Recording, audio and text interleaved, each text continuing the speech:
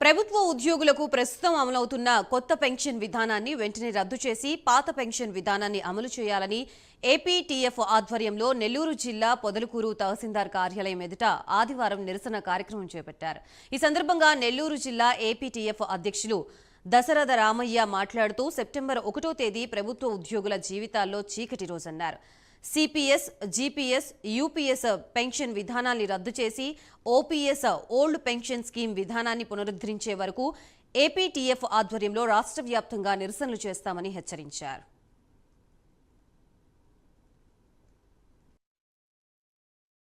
APTF జిల్లా అధ్యక్షుని ఈరోజు రాష్ట్ర సంఘం పిలుపు మేరకు సిపిఎస్, యూపీఎస్ రద్దు చేయాలని చెప్పి ఈరోజు అన్ని పాత తాలూకా కేంద్రాల్లో నిరసన కార్యక్రమం చేపిస్తున్నాం. మొట్టమొదటిసారిగా ఈ పెన్షన్ స్కీమ్ని సాంప్రదాయ పెన్షన్ రద్దు చేసి ఎన్పిఎస్ని 2004లో ప్రవేశపెట్టింది.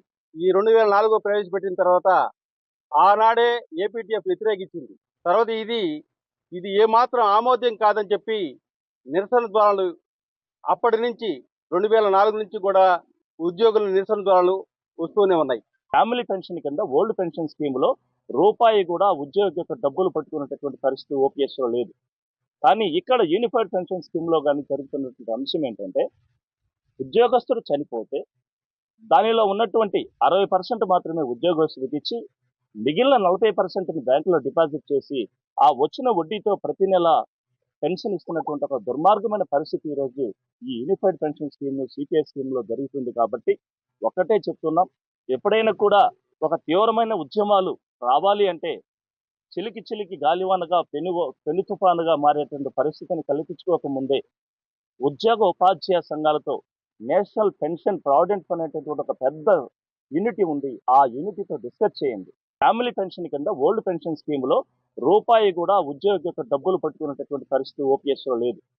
కానీ ఇక్కడ యూనిఫైడ్ పెన్షన్ స్కీమ్లో కానీ జరుగుతున్నటువంటి అంశం ఏంటంటే, ఉద్యోగస్తుడు చనిపోతే దానిలో ఉన్నటువంటి 60% మాత్రమే ఉద్యోగస్తుడికి ఇచ్చి మిగిలిన 40%ని బ్యాంకులో డిపాజిట్ చేసి ఆ వచ్చిన వడ్డీతో ప్రతి నెల పెన్షన్ ఇస్తున్నటువంటి ఒక దుర్మార్గమైన పరిస్థితి ఈరోజు ఈ యూనిఫైడ్ పెన్షన్ స్కీమ్, సిపిఎస్ స్కీమ్లో జరుగుతుంది. కాబట్టి ఒక్కటే చెప్తున్నాం, ఎప్పుడైనా కూడా ఒక తీవ్రమైన ఉద్యమాలు రావాలి అంటే చిలికి చిలికి గాలివానగా పెను తుఫానుగా మారేటువంటి పరిస్థితిని కల్పించుకోకముందే ఉద్యోగ ఉపాధ్యాయ సంఘాలతో నేషనల్ పెన్షన్ ప్రావిడెంట్ ఫండ్ అనేటువంటి